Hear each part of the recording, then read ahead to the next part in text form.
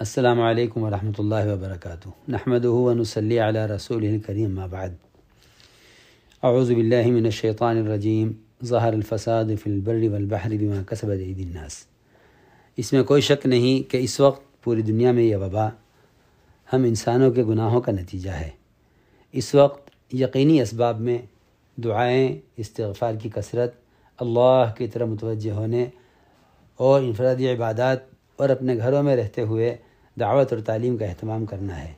یہ اللہ رب العزت کے عذاب کو ہٹانے کا اور اس کے غصے کو ٹھنڈا کرنے کا اصل ذریعہ ہے۔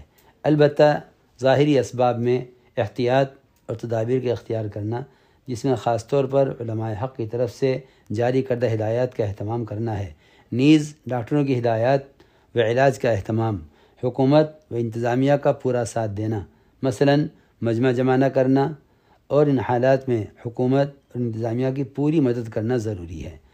بندہ از خود بھی دہلی میں ڈاکٹروں کی ہدایات کے مطابق اپنے آپ کو کوارنٹائن کیے ہوئے ہے۔